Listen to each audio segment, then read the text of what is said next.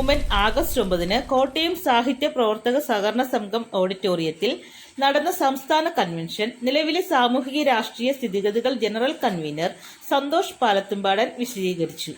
Judicial academical ചെയർമാനായ doctor Mohan Gopal ഉദ്ഘാടനം ചെയ്യുകയും അനിൽ കൊടിത്തോട്ടം, പിന്നാക്ക വികസന വകുപ്പ് മുൻ ഡയറക്ടർ VR ജോഷി തുടങ്ങിയവർ ആശംസകൾ അർപ്പിച്ചു. തുടർന്ന് കൺവെൻഷനിൽ പങ്കെടുത്തവരുടെ ചോദ്യങ്ങൾക്കും സംശയങ്ങൾക്കും ശ്രീ മോഹൻ ഗോപാൽ പ്രാതിനിധ്യ ജനാധിപത്യ രീതിയിൽ വിശദീകരണം നൽകി.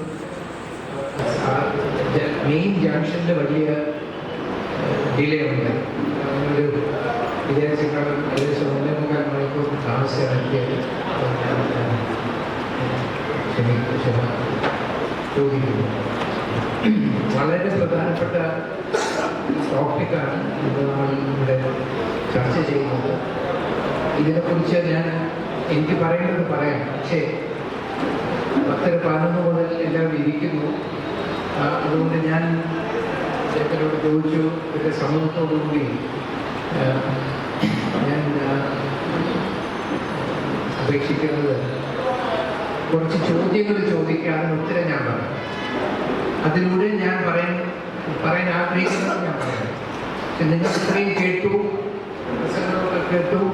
ഇനി നിങ്ങളുടെ മനസ്സിൽ എന്താണ് ചോദ്യങ്ങൾ, എന്താണ് അറിയാൻ ആഗ്രഹിക്കുന്നത് എന്നുകൂടെ ഒന്ന് പറഞ്ഞാൽ അതിന് പ്രതികരിച്ചുകൊണ്ട് ഞാൻ സംസാരിക്കാം.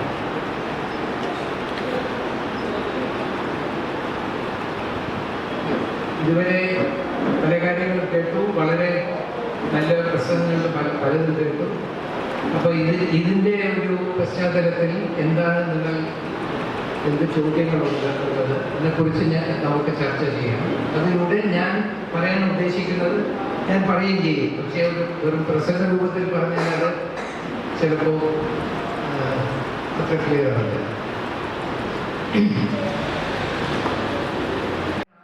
ആദ്യത്തെ പോയിന്റ് നമ്മൾ എല്ലാവരും ചിന്തിക്കേണ്ടത്, എന്തുകൊണ്ടാണ് നമ്മൾ കോളനിവൽക്കരിക്കപ്പെട്ടത്? അതിന് മൂല കാരണം എന്താണ് എന്നാണ് നമ്മൾ ചിന്തിക്കുന്നത്. ഇത് വിദ്യാഭ്യാസമില്ലാത്തതുകൊണ്ടാണോ, കഴിവില്ലാത്തത് കൊണ്ടാണോ, മെറിറ്റ് ഇല്ലാത്തത് കൊണ്ടാണോ, അതോ മറ്റേതെങ്കിലും കാരണം കൊണ്ടാണോ എന്ന് നമ്മൾ ആലോചിക്കേണ്ടിയിരിക്കുന്നു. നമുക്കറിയാം, ഈ കോളനിവൽക്കരിക്കപ്പെടുന്നത്, പാശവൽക്കരിക്കപ്പെടുന്നതും ജാതിയുടെ പേരിലാണ്. നമുക്കറിയാം ഈ ജാതി എന്താണ്?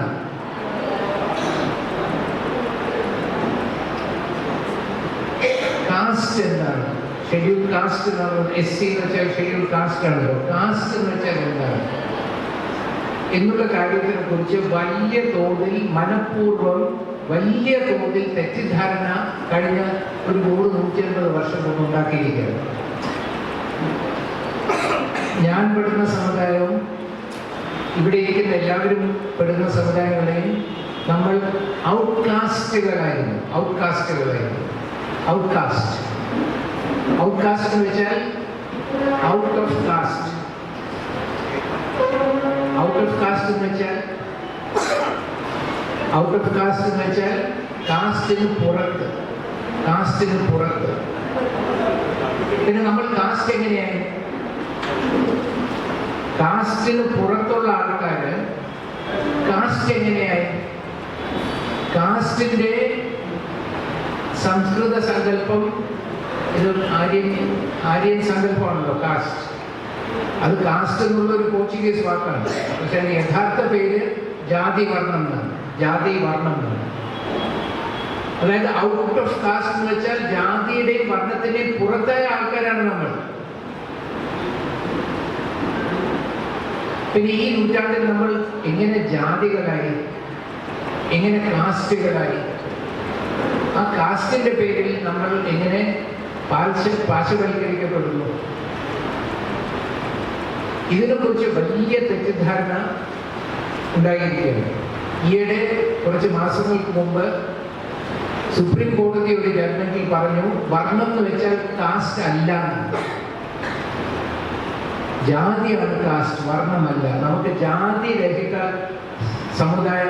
സമൂഹമാണ് വേണ്ടത്. ജാതി എന്ന് വെച്ചാൽ കാസ്റ്റാണ്, വർണ്ണം എന്ന് വെച്ചാൽ കാസ്റ്റ് അല്ല എന്നും പറയുന്നു. അപ്പൊ ഇതിനെ കുറിച്ച് നമുക്ക് സ്പഷ്ടത കിട്ടുന്നത്, ക്ലാരിറ്റി കിട്ടുന്നത് ബാബാ സാഹേബ് അംബേദ്കറിൽ നിന്നും ശ്രീനാരായണ ഗുരുവിൽ നിന്നും.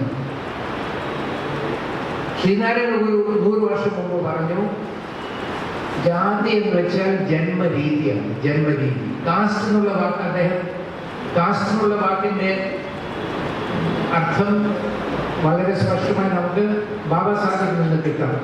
പക്ഷെ ജാതി വർണ്ണം എന്നുള്ളത് എന്താണ് ഗുരു വളരെ ക്ലിയർ ആയിട്ട് നമുക്ക് പറഞ്ഞു തരുന്നത്. ജാതി എന്നുള്ള വാക്കിന്റെ അർത്ഥം തന്നെ ജന്മത്തിലെ ജൻ ഉള്ളത്, ജന്മം മം എന്ന് പറയുന്നതിന് മുമ്പ് ജന്നും കത്തിൻ, പകുതി കായും കൂടെ സംഖ്യയുള്ള തിൻ, ജൻ പ്ലസ് തിൻ ആണ് ജാതി, കൃ പ്ലസ് തിൻ ആണ് കൃതി.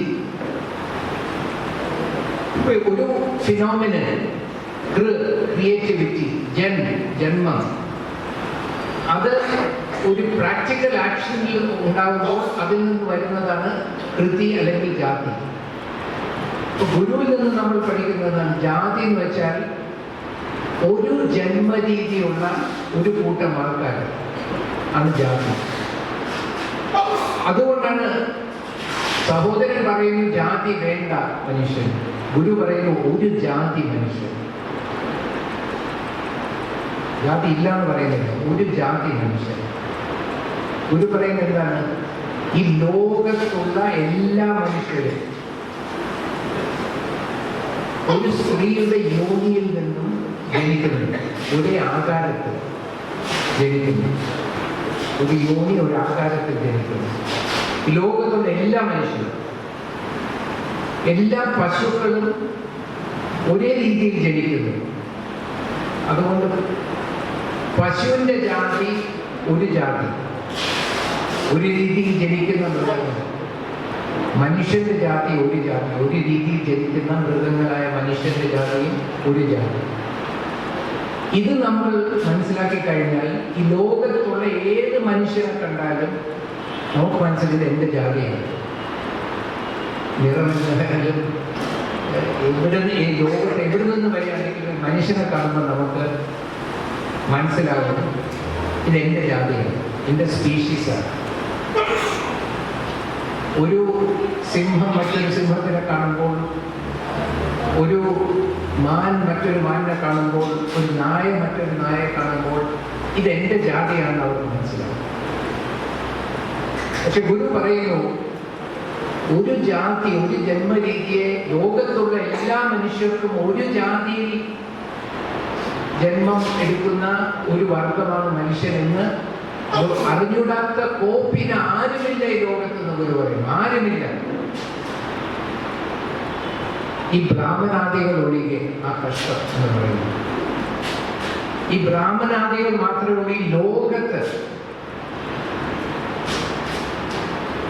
ഈ സത്യം അറിഞ്ഞൂടാത്ത അല്ലെങ്കിൽ അറിയില്ലാതെ നടിക്കുന്ന ഒരേ ഒരു കൂട്ടം ഈ ബ്രാഹ്മണാദികൾ മാത്രമാണ്. ആ കഷ്ടം അവരെന്ത് പറയുന്നു?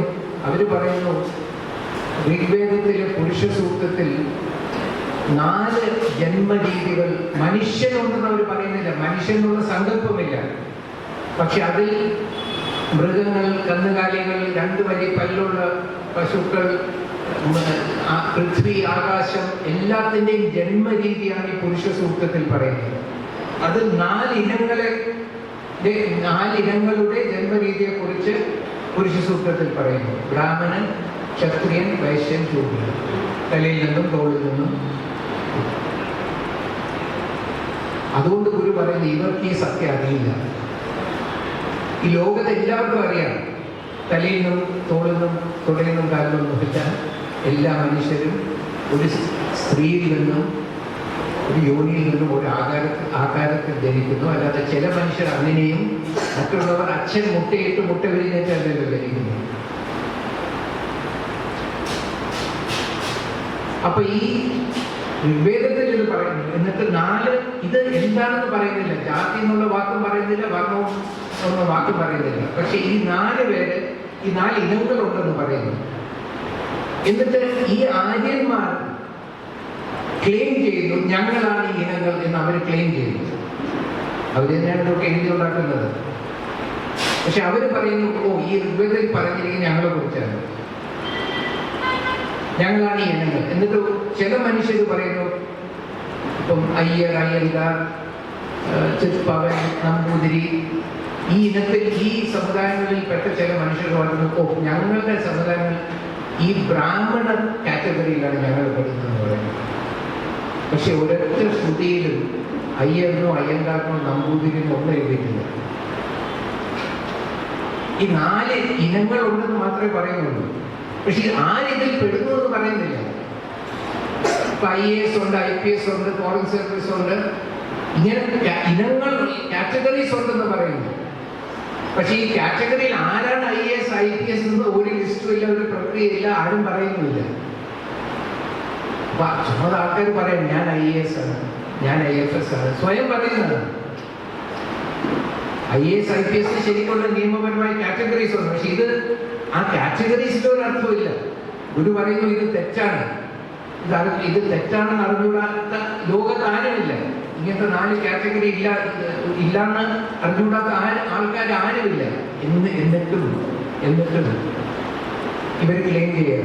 ഞാൻ പലപ്പോഴും ചോദിക്കുന്നുണ്ട്, നമ്പൂതിരി ആരാണ് ബ്രാഹ്മണനാക്കിയത്? ഏത് ശ്രുതിയിൽ എഴുതിയിട്ടുണ്ട് നമ്പൂതിരി ബ്രാഹ്മണനാണ്? ഏത് ശ്രുതിയിൽ എഴുതിയിട്ടുണ്ട് നമ്മളൊക്കെ പഞ്ചമരാണെന്ന്? ഏതെങ്കിലും ശ്രുതിയിൽ എഴുതിയിട്ടുണ്ടോ? ഇതൊക്കെ വെറും വ്യാജമായി പൊളിറ്റിക്കലി പറയുന്നതാണ്. ഇത് ഋഗ്വേദത്തിൽ പിൽക്കാലത്ത് വന്നതാണെന്നും എഴുതി ചേർത്തതാണെന്നും ഒക്കെ പറയുന്നുണ്ടാണ്. ഞാൻ വിശ്വസിക്കുന്നുണ്ട്. കാരണം ഇത് മതവുമായിട്ടോ ആധ്യാത്മികതയായിട്ടോ യാതൊരു ബന്ധവുമില്ല. ഇതൊരു പൊളിറ്റിക്കൽ സ്റ്റേറ്റ്മെന്റ് ആണ്. അതുകൊണ്ട് ആയിരിക്കും ഇത് എഴുതി ചേർത്തത്. ഈ ചില സമുദായത്തിൽപ്പെട്ട ആൾക്കാർ 4 വർഗങ്ങളെ ഉണ്ടാക്കി അതിന്റെ പേര് അവിടെ എത്തി, ഞങ്ങൾ അതിൽ പെട്ടതാണെന്ന് പറയുന്നു. എന്നിട്ട് ശ്രുതികളിലല്ല, മറ്റ് ശാസ്ത്രങ്ങളിൽ പിന്നെ പറയുന്നു, ചാതുർവർണ്ണ്യം മയാ സൃഷ്ടം ഗുണകർമ്മ വിഭാഗശ.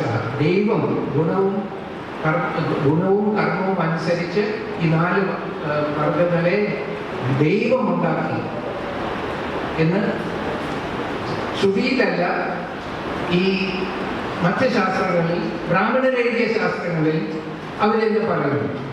എന്നിട്ട് അവർക്ക് റൈറ്റ്സ് കൊടുക്കുന്നു. ഈ കാറ്റഗറി 1-ൽപ്പെട്ട, അതായത് ബ്രാഹ്മണ കാറ്റഗറിയിൽപ്പെട്ട ആൾക്കാർക്ക് എല്ലാ അധികാരങ്ങളും എല്ലാ സമ്പത്തും അവരുടെ കയ്യിലാണ്. ഇങ്ങനെയാണ് നമ്മൾ കോളനിവൽക്കരിക്കപ്പെടുന്നത്. കാറ്റഗറി 2-ലുള്ള ആൾക്കാർക്ക് 100% ഇല്ലെങ്കിലും 99% അധികാരങ്ങളുണ്ട്. കാറ്റഗറി 3-ലുള്ള ആൾക്കാർക്ക് 80% അധികാരങ്ങളുണ്ട്. കാറ്റഗറി 4-ലുള്ള ആൾക്കാർക്ക് 20-30% അധികാരങ്ങളുണ്ട്. അപ്പൊ 4 തരത്തിലുള്ള അധികാരങ്ങൾ ഈ കാറ്റഗറിയിൽ പെടുന്ന സമുദായങ്ങളുടെ അംഗങ്ങൾക്ക് കൊടുക്കുന്നു. ഇതൊക്കെ ശ്രുതിയിലും